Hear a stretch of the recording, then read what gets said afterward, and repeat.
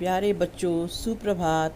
मैं नागरिक शास्त्र प्रवक्ता श्रीमती उषा कुशवाहा आप सभी का ऑनलाइन क्लासेस में स्वागत करती हूँ। बच्चों, पिछले लेक्चर में मैंने आपको स्वतंत्रता के प्रकार के बारे में पढ़ाया था। आज मैं आपको अभिव्यक्ति की स्वतंत्रता के बारे में पढ़ाऊँगी।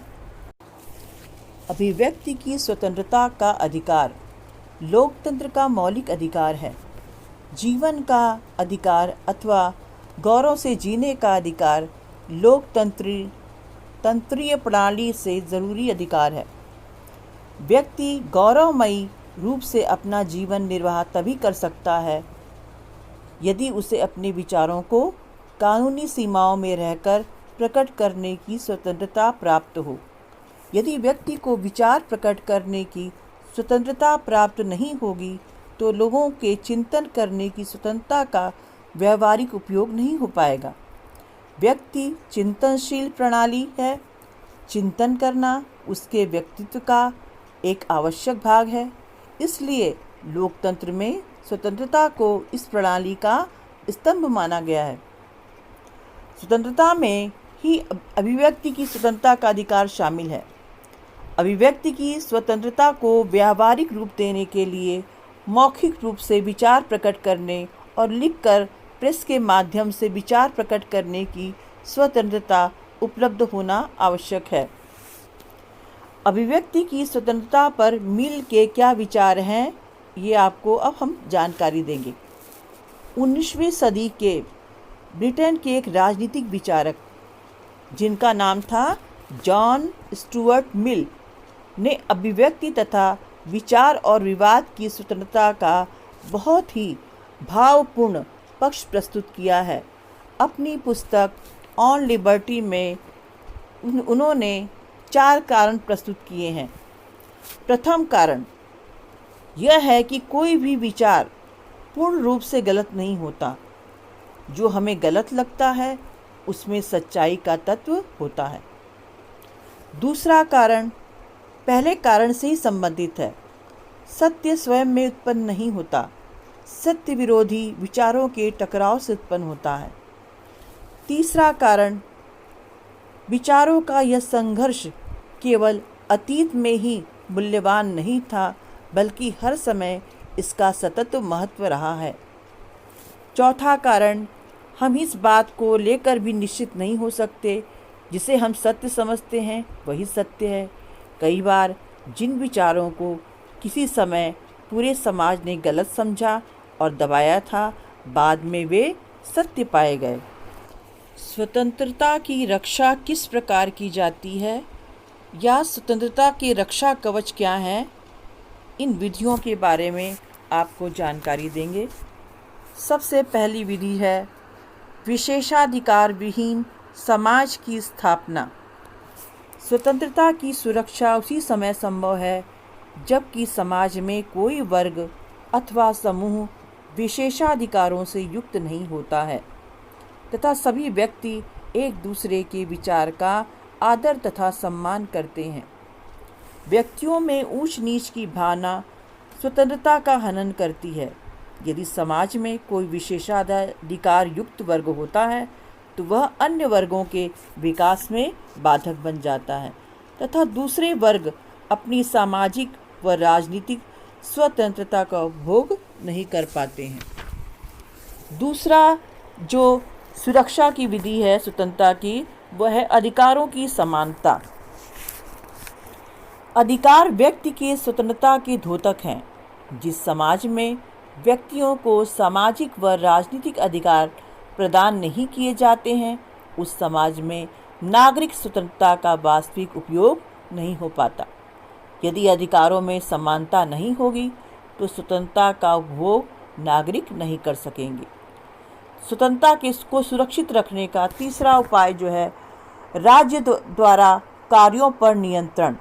यदि नागरिकों की स्वतंत्रता की सुरक्षा करनी है तो राज्यों द्वारा नागरिकों के कार्यों पर नियंत्रण किया जाना चाहिए। राज्य का कर्तव्य है कि वह व्यक्ति को ऐसे कार्यों को करने से रोके जो दूसरों के हितों का उल्लंघन करते हों। चौथी विधि है लोक हितकारी कानूनों का निर्माण। कभी कभार सरकार वर्ग विशेष के हितों का ध्यान रखकर कानून का निर्माण करती है। उस परिस्थिति में सरकार द्वारा निर्मित कानून आलोचना का विषय बन जाते हैं और समाज में असंतोष व्याप्त हो जाता है, जिसके परिणाम स्वरूप व्यक्ति अपने स्वतंत्रता का उपभोग करने से वंचित हो जाते हैं। इस विषम परिस्थिति पर नियंत्रण करने के लिए आवश्यक यह है कि सरकार जो भी कानून बनाए वह लोकहित और जनहित का ध्यान रखते हुए बनाए। लोकहित के आधार पर निर्मित कानून समाज में समानता व स्वतंत्रता की सुरक्षा करते हैं। पांचवी विधि है मौलिक अधिकारों को मान्यता।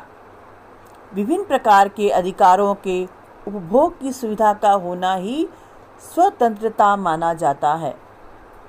इसलिए विद्वानों का मत है कि मौलिक अधिकारों को संवैधानिक मान्यता मिलनी चाहिए। मौलिक अधिकारों का अतिक्रमण करने वालों को न्यायालय द्वारा दंडित किए जाने की व्यवस्था होनी चाहिए। यदि मौलिक अधिकारों को संवैधानिक मान्यता प्रदान की जाती है तो स्वतंत्रता की सुरक्षा स्वयं ही हो जाएगी। नंबर 6 विधि है लोकतंत्रात्मक शासन प्रणाली की स्थापना। लोकतंत्रात्मक शासन प्रणाली में नागरिकों को भाषण, भ्रमण तथा विचार व्यक्त करने की पूर्ण स्वतंत्रता मिलती है। इसलिए लोकतंत्रात्मक शासन प्रणाली की स्थापना करके हम नागरिकों की स्वतंत्रता की रक्षा कर सकते हैं। 7वीं विधि है निष्पक्ष एवं स्वतंत्र न्यायालय की स्थापना। न्याय नागरिकों की स्वतंत्रता की सुरक्षा की प्रथम दशा है। यदि नागरिकों को निष्पक्ष व स्वतंत्र न्याय मिलने में बाधा आएगी तो वे निराश हो जाएंगे, उनके व्यक्तित्व का विकास अवरुद्ध हो जाएगा। इसलिए व्यक्ति की स्वतंत्रता की रक्षा करने के लिए आवश्यक है कि स्वतंत्र न्यायपालिका की स्थापना की जाए जो निष्पक्ष रूप से सभी वर्गों को न्याय दे सके। 8वीं विधि है सुरक्षा की स्थानीय स्वशासन की स्थापना। नागरिकों के राजनीतिक ज्ञान की वृद्धि उसी समय संभव हो सकती है जब नागरिक स्वतंत्र रूप से शासन कार्यों में भाग लें और शासन संबंधी नीतियों से परिचित हों। इस प्रकार की व्यवस्था करने का एकमात्र उपाय है शक्तियों का विकेंद्रीकरण और स्थानीय स्वशासन की स्थापना करना है। इसलिए बच्चों 3 प्रकार के चुनाव होते हैं। हम 3 प्रकार की सरकारों का चयन करते हैं जो मैंने आपको पहले लेक्चर में शुरू में बताया था। अब इसके बाद है सुरक्षा की 9वीं विधि नागरिक चेतना। नागरिक अपनी स्वतंत्रता समाप्त कर सकते हैं यदि वे उसके प्रति जागरूक ना रहें। शिथिलता व उदासीनता आने पर नागरिक अपनी स्वतंत्रता समाप्त कर देते हैं। इसलिए स्वतंत्रता की सुरक्षा के लिए आवश्यक है कि सभी नागरिक शासन की निरंकुशता के प्रति जागरूक रहें, सजग रहें। 10वीं विधि है राजनीतिक दलों का सुदृढ़ संगठन। राजनीतिक दल शासन के नीति के आलोचक होते हैं।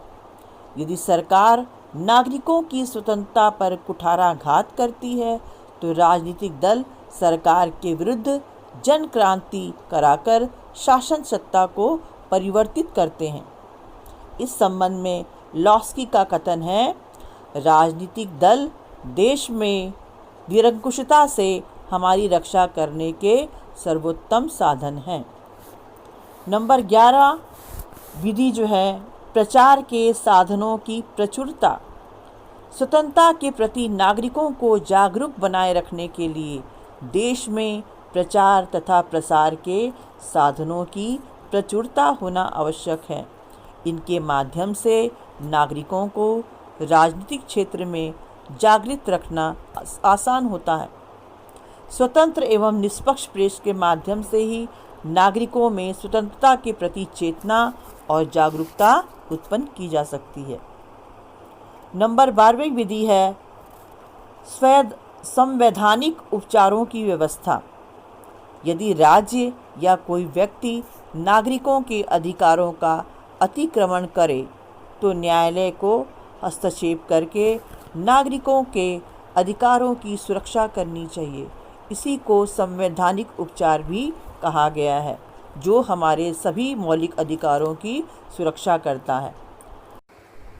नंबर 13 स्वतंत्रता की सुरक्षा का कवच है आर्थिक असमानता का अंत।